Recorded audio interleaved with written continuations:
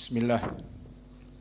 Innal hamdalillah nahmaduhu wa nasta'inuhu wa nastaghfiruh wa na'udzu billahi min shururi anfusina wa min sayyiati a'malina may yahdihillahu fala mudhillalah wa may yudlil fala hadiyalah wa asyhadu an la ilaha illallah wahdahu la syarikalah wa asyhadu anna Muhammadan abduhu wa rasuluh amma ba'du.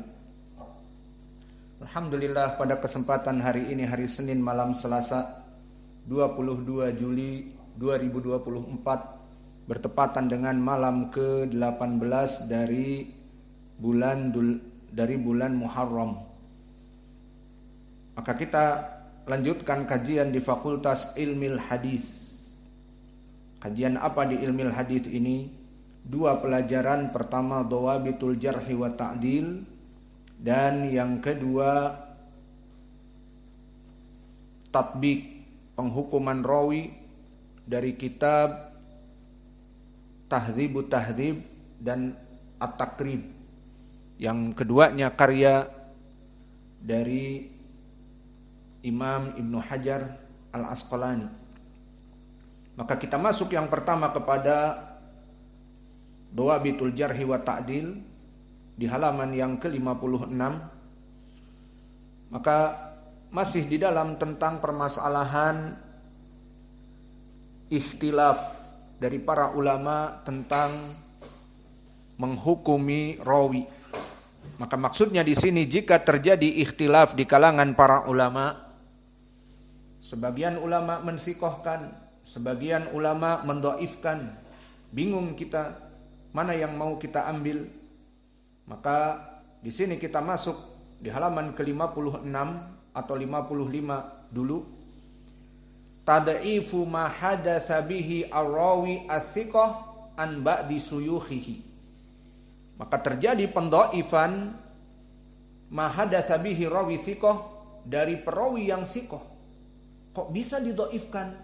An ba'di suyukhihi, dari periwayatan sebagian gurunya. Jadi kesimpulannya di sini terjadi ikhtilaf dari rawi. Ada yang didhaifkan dan ada yang mentausiknya siqah.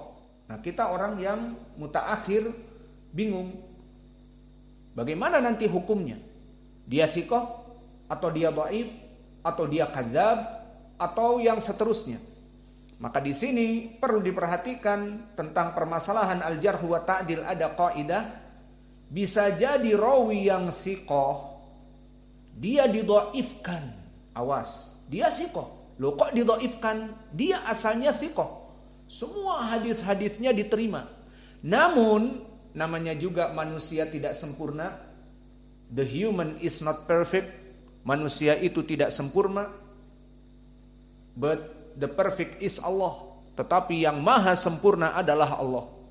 Maka bagaimanapun seorang rawi yang mana dia hafalannya sangat kuat, namun bisa jadi dia diterima hadisnya pada seluruh periwayatan kecuali pada seorang rawi dari gurunya Fulan ibnu Fulan. Kenapa? Kebetulan misalnya, kita ambil misal, di saat dia meriwayatkan dari gurunya dalam keadaan tidak membawa kitab, tidak sempat mencatat, atau dia dalam keadaan sibuk, seperti misalnya seorang rawi yang bukan dari ahli Hijaz datang melaksanakan haji ataupun umroh ke Mekah dan ziarah ke Madinah, kebetulan mengambil ilmu ahli Madinah atau ahli Makkah dalam keadaan dia sibuk haji dan tidak ada waktu yang lama.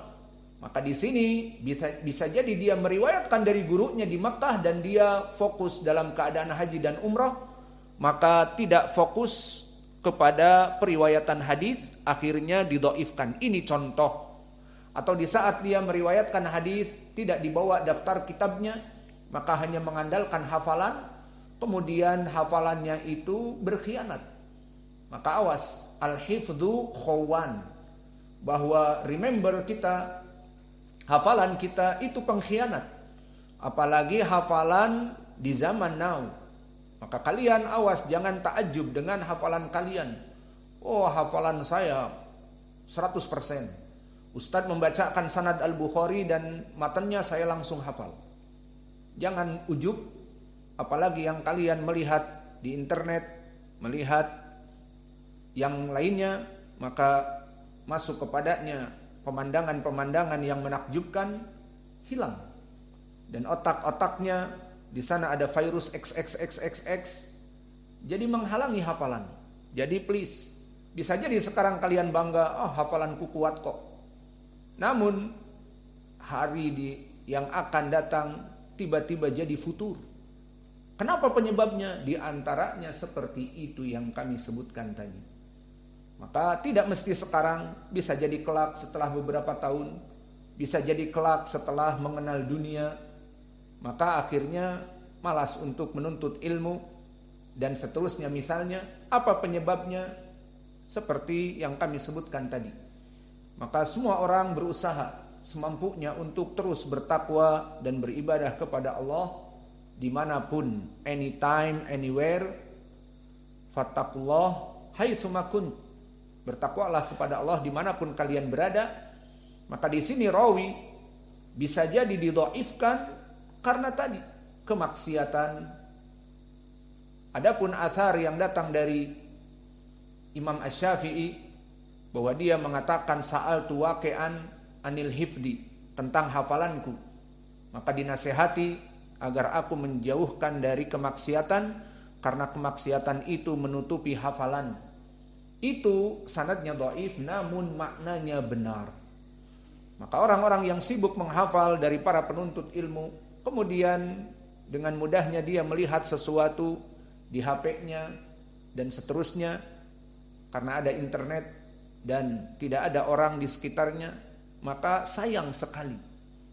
Oleh sebab itu santri-santri di sini saya harapkan tidak memegang HP, karena ditakutkan dengan alasan oh saya bisa melihat rawi, melihat kitab. Saya anjurkan jika ingin demikian maka kalian mempunyai laptop dan memasukkan di laptop itu al-mausu'ah ataupun kitab-kitab rawi atau kitab apa saja untuk bahas. Maka di sini banyak barnamij seperti itu. Al-Maktabah Asy-Syamilah ada sekitar ratusan ribu kitab. Tidak butuh kepada internet. Dan ini lebih baik daripada di HP mempunyai internet, dalam waktu mungkin 10 menit bahas, lalu 24 jam kemana larinya. Maka di sini masuk kepada kaidah di surat Al-Baqarah tentang pengharaman khamr. Apa? Ismuhuma akbar min naf'ihima. Maslahah yang dia inginkan membahas rawi fulan ibnu fulan dilihat hanya 10 menit langsung dapat. Namun setelah itu 24 jam dia dengan internetnya, maka ditakutkan. Maka itulah di sini dari para penuntut ilmu agar mengambil mana yang lebih baik dan mengetahui dirinya fitnah. Dan jangan ada yang mengatakan aku bisa terjauh dari fitnah. Maka Nabi telah mengatakan inna sa'ida liman junibal fitan. Sesungguhnya orang yang bahagia, sa'id, seperti saya Sa'id namanya. Maka inna sa'ida, orang yang berbahagia adalah orang dijauhi dari fitnah. Maka semampu kita untuk menjauhkan diri dari fitnah, itulah orang yang bahagia. Namun orang yang berani menjerumuskan dirinya kepada fitnah, maka itu lawannya dari bahagia. Meskipun dia menganggap ada kebaikan, namun keburukan banyak, maka semua orang takut dari fitnah. Kembali kepada hafalan, di sini rawi-rawi bisa jadi dia imam. Namun di saat meriwayatkan dari gurunya tertentu, maka dia dalam keadaan hafalannya rusak. Dan ini menunjukkan bahwa mereka manusia, tidak sempurna. Kita beri contoh misalnya di sini periwayatan dari yang di pelajaran kita dan pelajaran yang lalu pun sama, seperti Zuhair ibnu Muhammad al-Khurasani. Telah diketahui bahwa yang meriwayatkan dari murid-muridnya, jika muridnya dari ahli Syam, maka hadis-hadisnya mungkar. Namun jika murid-muridnya dari ahli Iraq, hadisnya kuat. Di sini bergantung kepada muridnya. Namun di sini kita membahas tentang rawi tersebut, bukan murid-muridnya. Maka dari rawi yang diperbincangkan para ulama, yang mana dia asalnya bisa jadi sikoh ataupun soduk, hafalannya pas-pasan, yang jelas sikoh dan soduk keduanya makbul, diterima. Maka qad rubama rawi sikotun walakin lama yarwi an syaikhihi al-muayyan du'ifa. Bisa jadi seorang rawi yang dia itu asalnya sikoh, walakin do'if lama yarwi an fulan khosoh. Di saat meriwayatkan dari gurunya yang khusus. Maka di sini kita berikan contoh. Wadhalika liqauni rawi sikotun fi nafsihi. Bisa jadi seorang rawi dalam keadaan sikoh pada dasarnya. Lakin fi hadithihi an ba'di suyuhihi du'ifa. Namun jika meriwayatkan dari gurunya khos, yarwi an syaihihi, awas, berarti dia meriwayatkan dari gurunya, bukan muridnya yang meriwayatkan dari dia, seperti Zuhair ibnu Muhammad al-Khurasani, murid-muridnya yang meriwayatkan dari dia. Ini enggak, dianya yang meriwayatkan dari guru. Maka jika dia meriwayatkan dari gurunya, bisa jadi didoifkan dari guru tertentu. Idan fi ba'di hadithihi au fi ba'di suyukhihi du'ifa bikhilaf hadithihi an baqiyati suyuh. Maka pada guru tertentu dia didoifkan, dan pada guru-guru yang lainnya dia disikohkan. Sudah dibagi ini semua. Yang baru juga. Maka kita berikan contoh min amsilatihi. Dari contohnya Jarir ibnu Hazim al-Basri. Yudha'afu fi hadithihi an Qatadah. Maka Jarir ibnu Hazim contohnya al-Basri. Dia didhaifkan di hadis Qatadah ibnu Di'amah. Maka dia termasuk murid Qatadah. Namun jika meriwayatkan selain Qatadah, sikoh. Hadisnya diterima selain dari Qatadah. Namun jika meriwayatkan khusus dari Qatadah imam, maka dia didhaifkan oleh para ulama. Ini contoh yang pertama. Dan contoh yang kedua, Ja'far ibnu Burqan al-Jazri. Qala Imam Ahmad, yu'khadu min hadithihi makana an ghairi az-Zuhri. Fa amma ani Zuhri fala. Maka Ja'far ibnu Burqan al-Jazri kasusnya juga sama. Dia dhaif dari guru tertentu. Maka disebutkan yu'khad, diambil hadisnya, diterima. Bisa jadi dia saduk hasanul hadis ataupun sikoh, yang jelas diterima hadisnya. Makana an ghairi Zuhri, selama dia meriwayatkan selain dari Imam Az-Zuhri. Jadi dia banyak gurunya. Selama tidak meriwayatkan dari Az-Zuhri, diambil hadisnya. Namun jika meriwayatkan dari Az-Zuhri, maka dia didhaifkan. Maka dari sini menjadi faidah bagi kita tentang ikhtilaf al-ulama tentang jarah wa ta'dil. Loh, kenapa si fulan mendhaifkan rawi Ja'far ibnu Burqan ini? Padahal dia sikoh saduk misalnya. Jawabnya tadi, mungkin yang mendhaifkan karena meriwayatkan dari Zuhri. Coba dilihat sanadnya. Oh iya, ani Zuhri. Itu contohnya. Kemudian Jarir ibnu Hazim. Loh, kok sebagian ulama mendhaifkan padahal dia ma'ruf, rawi yang sikoh, dikeluarkan Imam Al-Bukhari. Banyak hadis-hadisnya di Sahih Al-Bukhari. Kita katakan dia didhaifkan dari Qatadah. Maka khilaf antara para ulama yang mensikohkan dan yang mendhaifkan ternyata sekarang jadi jelas. Kenapa rawi ini Jarir ibnu Hazim di Sahih Al-Bukhari banyak? Kok di hadis ini didhaifkan misalnya? Karena periwayatan dari Qatadah. Itu maksudnya. Maka ini dari kaidah tentang permasalahan ikhtilaf al-jarh wa ta'dil. Maka selesai dari dua contoh di mana rawi-rawi yang didhaifkan dari gurunya. Dan nanti sekarang masih kita baca kitab Dawabit. Nanti setelah ini kita masuk kepada Tahdzibut Tahdzib, kita mengambil misal-misal seperti ini. Dan kita lihat bagaimana ucapan para ulama di kitab Tahdzib dan di kitab At-Taqrib, Al-Hafidh Ibnu Hajar menghukumi rawi. Maka masih kita baca Dhawabitul Jarh wa Ta'dil di halaman yang berikutnya ke-56, selesai dari masalah tadi ya. Sebagian rawi thiqah didhaifkan dari gurunya khusus. Siapa misal tadi? Jarir Ibnu Hazim Al-Basri didhaifkan dari siapa? Qatadah. Selain dari Qatadah thiqah. Yang kedua siapa? Ja'far Ibnu Burqan. Maka Ja'far Ibnu Burqan thiqah. Hadis-hadisnya diriwayatkan oleh Imam Muslim. Imam Al-Bukhari tidak meriwayatkan. Namun jika dia meriwayatkan dari Imam Az-Zuhri, dhaif. Padahal dia rawi yang thiqah. Itu contohnya. Sekarang masalah yang baru. Masalah yang baru, dia rawi yang thiqah. Namun jika dia meriwayatkan dari gurunya yang satu diterima. Menyebutkan satu guru diterima. Namun jika dia mengumpulkan gurunya, misalnya dia menyebutkan 3 guru. Haddatsana fulan wa fulan wa fulan, maka bisa jadi didhaifkan. Kenapa? Karena menunjukkan dia ragu. Di mana dia meriwayatkan dari guru-gurunya yang 3 ragu. Biasanya dia meriwayatkan dari 1 guru. Maka contoh seperti ini, qala al-muallif tad'ifu riwayati rawi ghairu mutkin, ghairu al-mutkin idza jama'a fil isnad adadan min suyukhihi duna ma idza afradahum. Didhaifkan seorang rawi yang mana dia rawi yang thiqah.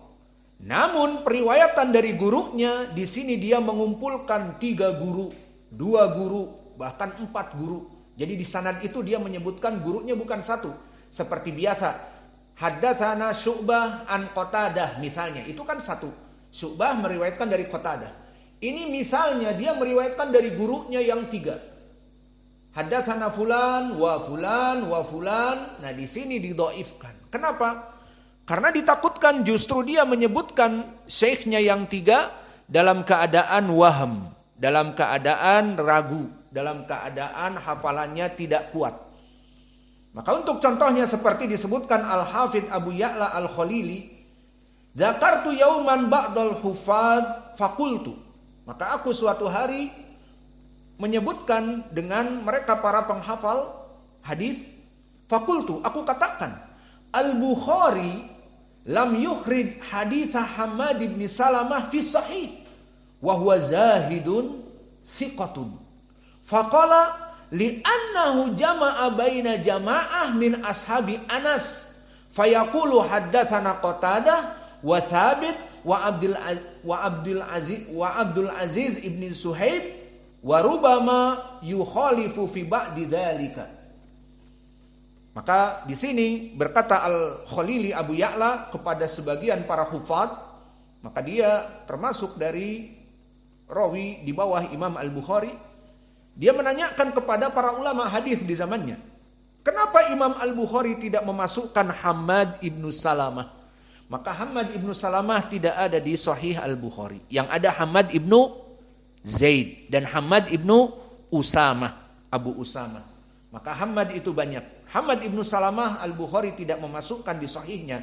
Dan ini yang jadi pertanyaan.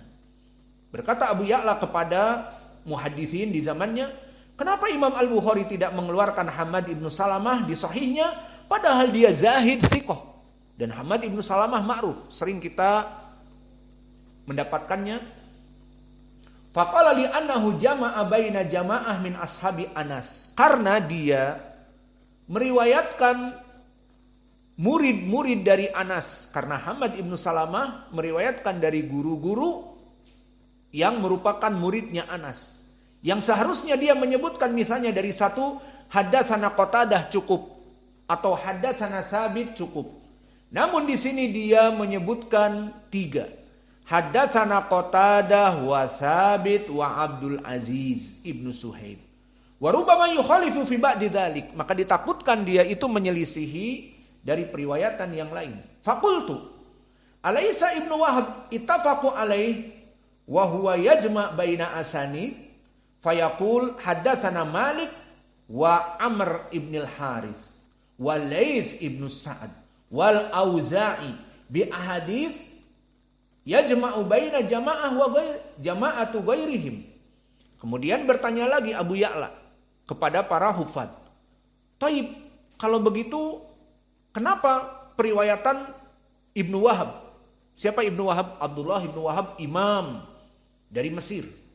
Dia mengumpulkan dari guru-gurunya. Maka di dalam riwayat-riwayatnya mengatakan hadatsana Malik gurunya, wa Amr ibnul Harith, digabung. Malik gurunya, Amr ibnul Harith, wa Laits ibnu Sa'ad juga dari Mesir.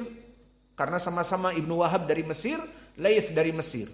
Maka dia gabungkan Malik dengan Laits, dengan Amr ibnul Harith, dan dengan Al-Auza'i imam dari Syam. Di mana Syam sekarang? Di Suria. Maka digabung guru-gurunya dari Syam, Suria, Al-Auza'i, dan dari Mesir Laits ibnu Sa'ad, dan dari Madinah Malik dan Amr ibnul Harith dari Kufah, bil ahadits yujma'u baina jama'ah ghairihim. Maka kenapa diterima Abdullah ibnu Wahab hadisnya? Dan hadis Ibnu Wahab di Sahih Al-Bukhari banyak. Nah, pertanyaannya kenapa Imam Al-Bukhari menerima Ibnu Wahab dan Hamad ibnu Salamah tidak diterima? Faqala Ibnu Wahab atqan lima yarwihi wa ahfad lahu. Maka jangan disamakan antara Hamad ibnu Salamah dengan Ibnu Wahab. Maka Ibnu Wahab atqan lama yarwihi wa ahfad lahu. Maka dia lebih mutkin dan lebih hafal daripada Hamad ibnu Salamah, sehingga periwayatan dari gurunya meskipun disebutkan semuanya, maka dia dalam keadaan kuat. Maka inilah keadaan dari Hamad ibnu Salamah.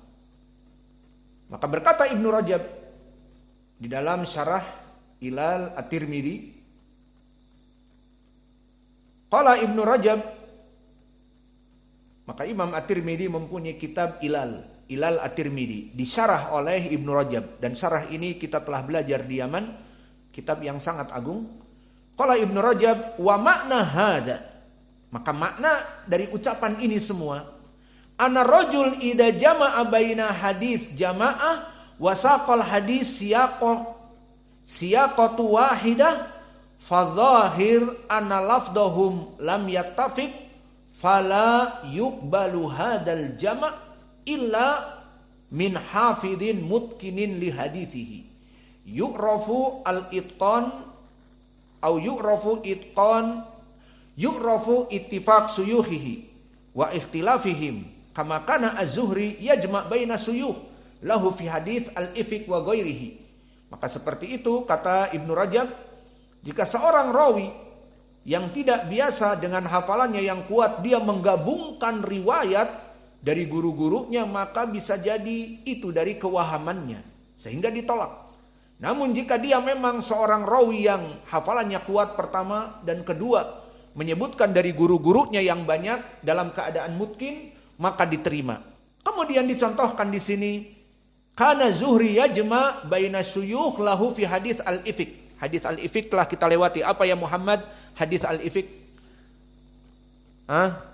Aina mikrofon? Hadis al-ifk apa maknanya telah kita lewati di Sahih Al-Bukhari. Hadis tentang Allah musta'an, enggak disiapkan dari tadi. Ma huwa hadis al-ifk? Hadis habis waktu kita.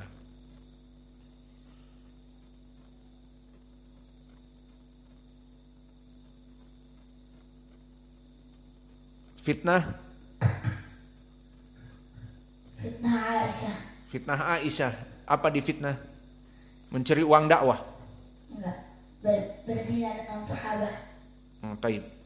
Maka kisah al-ifk adalah fitnah dari mereka orang-orang yang hasad kepada Aisyah, maka mengatakan bahwa dia berzina dan seterusnya. Dan hadis ini telah kita lewati, dan poinnya Imam Az-Zuhri meriwayatkan dari berbagai riwayat di Sahih Al-Bukhari dari guru-gurunya dijelaskan. Dan ini ucapan Imam Ibnu Rajab, maka diterima riwayat hadis Az-Zuhri. Lihat di Sahih Al-Bukhari yang kita baca. Imam Az-Zuhri meriwayatkan dari guru-gurunya yang banyak tentang kisah Al-Ifk. Dan Imam Al-Bukhari menurunkan riwayat-riwayat tersebut di sahihnya dari berbagai gurunya. Maka di sini tidak diingkari periwayatan Imam Az-Zuhri di hadis Al-Ifk. Kenapa? Karena dia rawi yang mutkin. Dan periwayatan Imam Az-Zuhri diterima karena dalam kisah Al-Ifk ini diterima oleh semua para ulama dikarenakan hafalannya yang mutkin. Wa kanal jam'u baina suyuh yunkar alal waqidi wa ghairihi mimman lam yadbat hada kama unkira ala Ibni Ishaq wa ghairihi. Maka untuk contoh yang lain seperti yang menggabungkan suyuh ini Al-Waqidi. Telah kita lewati Al-Waqidi dhaif. Maka dia orang yang hafalannya rusak, kemudian mengumpulkan suyuh, ya sudah tidak diterima. Dan begitu pun diingkari juga Ibnu Ishaq. Yunus, dohirnya Ibnu Ishaq, mengumpulkan suyuh, maka tidak diterima. Dan contohnya yang kita masalahkan di sini siapa tadi? Hamad Ibnu Salamah. Imam Al-Bukhari tidak menerimanya. Maka ini dari contoh. Maka di sini kita simpulkan dari contoh ini, Hamad Ibnu Salamah bukannya thiqah. Naam. Loh kok Imam Al-Bukhari tidak memasukkan? Karena sebab tadi. Maka ini yang menjadi permasalahan kenapa rawi dicela dan rawi ada yang dijarah dan ada yang ditakdil. Nah, kalau kalian tidak terbiasa dengan ini, kalian akan bingung. Dan permasalahan al-jarh wa ta'dil kita pergunakan juga di era now, di zaman now. Di mana misalnya fulan ibnu fulan yang mengaku dia dengan para ulama ahli sunnah. Kemudian dari dakwahnya terlihat dia mumayyi. Maka dia belajar dengan para ulama, namun praktek dakwahnya misalnya mumayyi. Bekerja sama dengan kelompok-kelompok yang dakwahnya itu lebay. Dan dia pun fatwa-fatwanya lebay. Maka kok katanya murid alim ulama kok seperti ini? Nah, di situ terjadi jarah dan ta'dil di karangan ustadz-ustadz yang ada atau masyayikh yang ada. Nah, dalam khilaf ini pun sama kita tarjih. Seperti di sini Hamad Ibnu Salamah. Dia rawi yang thiqah kok tidak diterima oleh Imam Al-Bukhari. Karena dia menjamak suyuh. Loh kok Ibnu Wahab, Abdullah Ibnu Wahab imam ahli Mesir. Dia menjamak riwayat Laits Ibnu Sa'ad gurunya. Dan Malik gurunya. Dan juga Al-Auza'i gurunya. Digabung. Dan begitu pun Imam Az-Zuhri di hadis Al-Ifk di Sahih Al-Bukhari. Digabung guru-gurunya. Kok diterima oleh Imam Al-Bukhari? Karena Imam Az-Zuhri, karena Abdullah Ibnu Wahab hafalannya kuat. Adapun Hamad Ibnu Salamah tidak begitu, sama seperti nasibnya Al-Waqidi dan sama seperti nasibnya Ibnu Ishaq, maka tidak diterima. Paham ya? Dan begitu pun dari permasalahan yang lalu. Seperti yang kita sebutkan dari dua rawi yang asalnya thiqah, Jarir Ibnu Hazim Al-Basri. Maka asalnya thiqah. Kok didhaifkan oleh para ulama? Lihat periwayatannya dari siapa? Ternyata dari Qatadah, maka didhaifkan. Hafalannya dari Qatadah hancur. Periwayatan dari guru selain Qatadah diterima karena dia rawi yang thiqah. Dan begitu pun contoh yang lain Ja'far Ibnu Burqan Al-Jazri. Maka selama dia meriwayatkan selain dari Az-Zuhri diterima. Namun jika dia meriwayatkan Ani Zuhri dhaif. Maka perhatian. Seperti ini ilmu jarh wa ta'dil, ilmu yang agung. Maka kalian bisa mensahihkan dan mendhaifkan hadis dari sini. Maka ini ilmu yang agung dan semoga Allah memberikan kepada kalian taufik dan ilmu hadis sehingga kalian bisa sibuk mensahihkan hadis, mendhaifkan hadis seperti para ulama ahli hadis. Dan inilah jalan untuk menuju bagaimana memahami, mentahqiq hadis, mensahihkan dan mendhaifkan hadis. Dan di sini yang menjadi poin adalah beberapa dari rawi dia thiqah tapi didhaifkan dari syekhnya. Dan beberapa rawi dia hafalannya diterima, namun di saat menjamak guru-gurunya tidak diterima. Siapa yang diterima? Ibnu Wahab. Siapa yang tidak diterima? Tadi Ibnu Ishaq dan juga Al-Waqidi dan juga Hamad Ibnu Salamah. Yang diterima Ibnu Wahab dan Imam Az-Zuhri seperti di Sahih Al-Bukhari periwayatan hadis Al-Ifik. Dan begitu pun permasalahan yang berikutnya adalah tausik hadis ar-rawi fi waqtin duna waqtin. Ini pun dalam permasalahan ilmu jarh wa ta'dil. Awas. Bisa jadi seorang rawi dia diterima hadisnya dalam waktu tertentu. Kemudian didhaifkan hadisnya dalam waktu tertentu. Kalau tadi yang jadi permasalahan guru-gurunya yang khusus meriwayatkan dari Qatadah didhaifkan, meriwayatkan dari Az-Zuhri didhaifkan, meriwayatkan selain dari mereka berdua sahih. Ini masalah yang lain. Di sini masalahnya dulu dia diterima hadisnya. Now and forever tidak diterima. Kenapa? Ini dia masalah. Dia seorang yang mukhtalid. Apa makna mukhtalid? Pikun. Maka pikun atau istilah kedokterannya Alzheimer.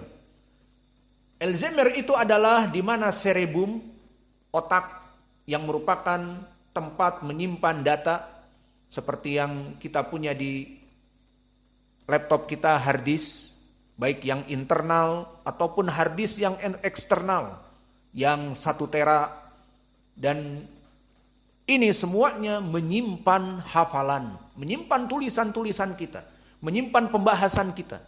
Coba dari tadi pagi kita belajar apa? Macam-macam, iya kan? Pelajaran qiraah asyarah dari surat At-Takwir. Dan duhur kita belajar tentang refleksologi dan bekam ekstrakurikuler. Kemudian asar kita belajar apa? Fikih. Dan sekarang belajar jarh wa ta'dil. Maka kita mempunyai file-file itu. Disimpan. Nah begitupun otak. Maka otak menyimpan file-file dari hafalan para imam. Kapan dia diterima? Di saat filenya tidak error. Tidak error bagaimana? Pertama, tidak rusak. Bisa jadi filenya rusak.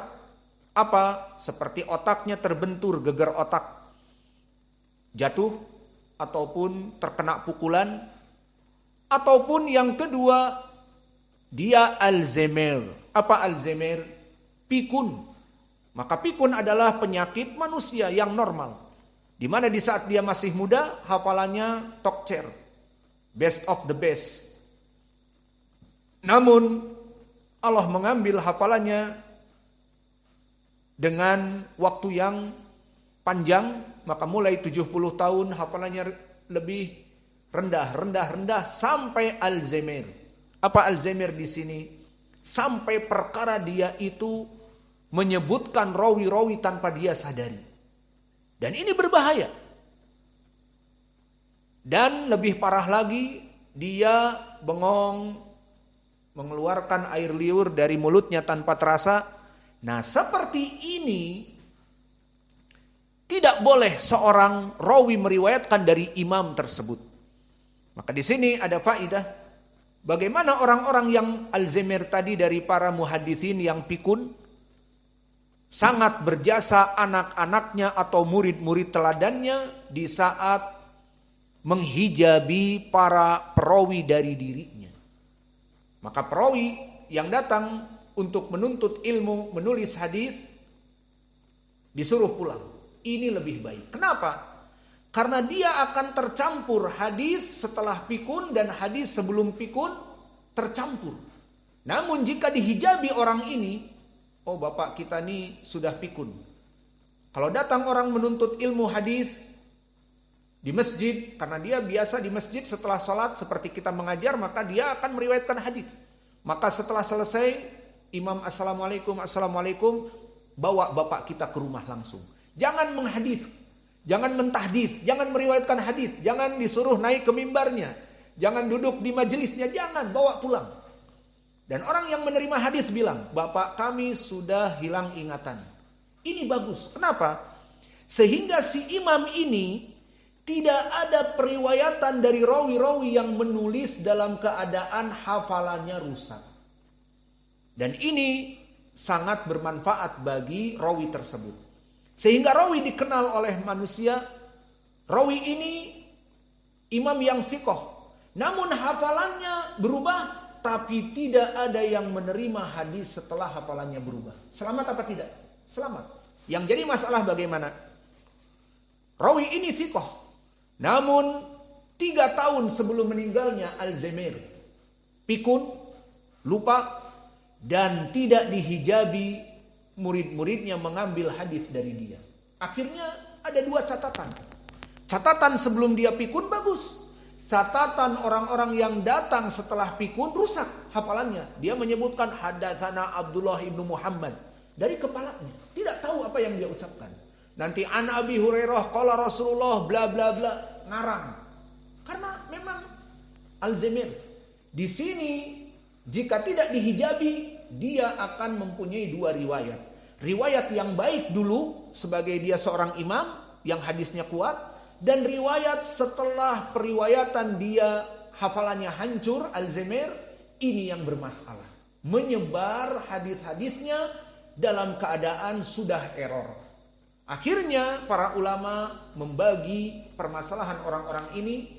Barang siapa yang menuntut ilmu kepadanya qadiman, maknanya sebelum Alzheimer diterima. Dan yang meriwayatkan datang murid-murid baru, murid-murid zaman now, maka didhaifkan. Nah, akhirnya susah para ulama. Siapa yang datang meriwayatkan sebelum? Nah, dilihat orang-orang yang umur-umurnya sudah tua. Siapa yang meriwayatkan sekarang, orang-orang yang baru, itu hadisnya tidak diterima. Paham? Inilah permasalahan yang sekarang kita bahas. Tautsik hadisi rawi fi waqtin duna waqtin. Maka ada khilaf dari para ulama, si fulan sikoh. Thayyib. Kita orang zaman now, 1446 sekarang Hijriah, ingin membahas si fulan yang sudah meninggal di zaman tabi'i atau itba'ut tabi'i. Melihat kitab tarjimah, si fulan sikoh. Iya, memang hafalannya kuat, dia ma'ruf. Tapi kok ada Imam Ahmad mengatakan dhaif, Imam Yahya ibnu Ma'in dhaif, Abu Hatim mengatakan dhaif. Loh, kok ada yang mendhaifkan? Maka di sini butuh kita teliti lagi. Dari ulama al-jarh wa ta'dil yang mendhaifkan, why?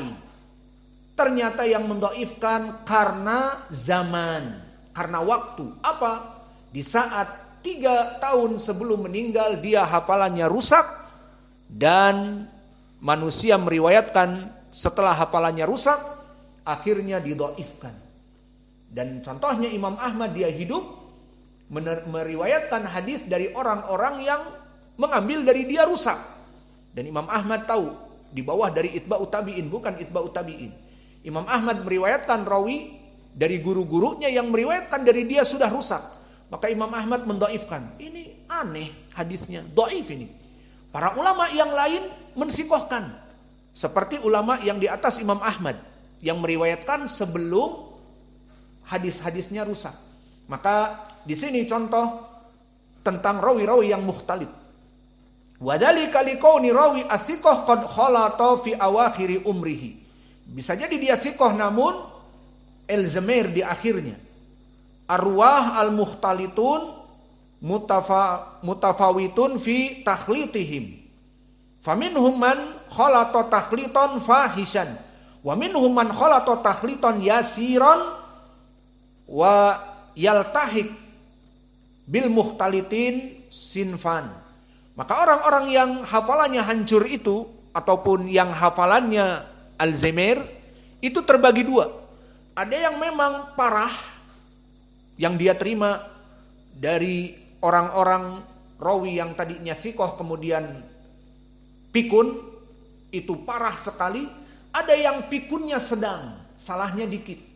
Dan juga hadis-hadis yang tercecer, itu baru sedikit. Maka di sini para ulama memberikan beberapa tingkatan. Pertama, man adara fi akhiri umrihi wa kana la yahfad jayyidan fa haddatsa min hifdhihi aw kana yulaqqan fayatalaqqan.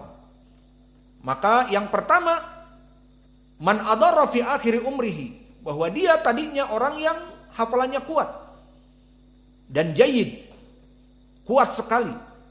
Kemudian setelah itu menjadi bermadorot, setelah itu menjadi tidak hafal. Dan di saat membaca dari hafalannya mulai rusak. Dan yulaqqan, makna yulaqqan, dia itu ditalkin.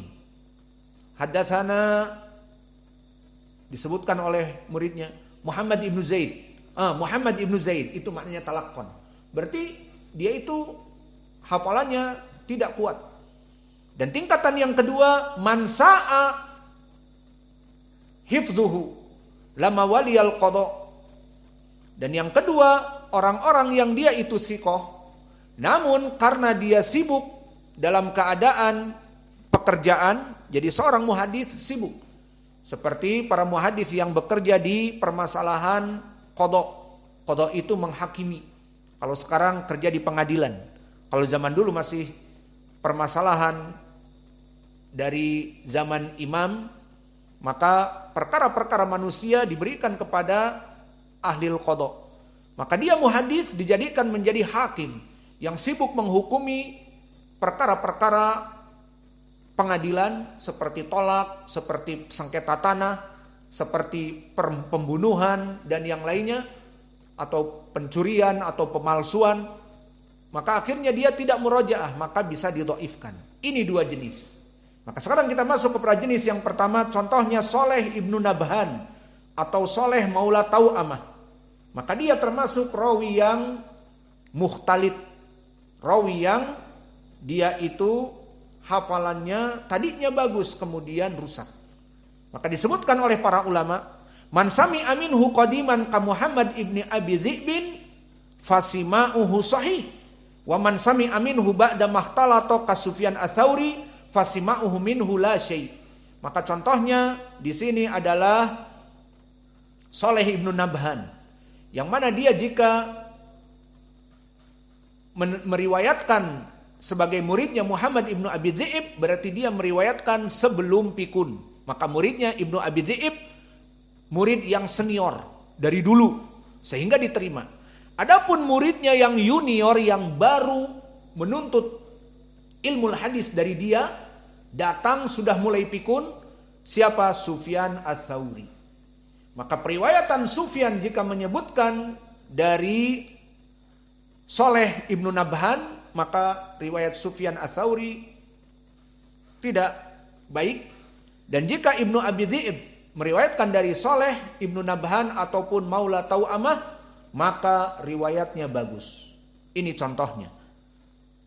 Dan contoh yang kedua, Sa'id ibnu Iyas al-Jurairi. Miman sami'a minhu qabla al-ikhtilat Sufyan ats-Tsauri. Wa ibnu Ulayyah, yani Ismail ibnu Ulayyah. Wa Bishr ibnu al-Mufaddal. Wa miman sami'a ba'dal ikhtilat Yazid ibnu Harun. Maka Sa'id ibnu Iyas contohnya al-Jurairi. Siapa yang mendengar dari dia murid-murid yang senior? Sufyan ats-Tsauri, Ismail ibnu Ulayyah, Bishr ibnu al-Mufaddal. Tiga orang ini jika di hadis, misalnya di Sunan Abi Daud, meriwayatkan dari Sa'id ibnu Iyas, diterima. Karena ketiga orang ini dulu belajar dalam keadaan Sa'id ibnu Iyas hafalannya bagus. Namun barang siapa yang meriwayatkan hadis setelah dia Alzheimer, setelah hafalannya dia hancur, siapa? Yazid ibnu Harun. Maka lihat, Yazid ibnu Harun di tabaqah yang ke-9. Dan Sufyan ats-Tsauri di tabaqah yang ke-7. Ibnu Ulayyah di tabaqah yang ke-7 juga. Maka di sini Yazid ibnu Harun yang mana dia menuntut ilmu setelah pikun, maka tidak diterima.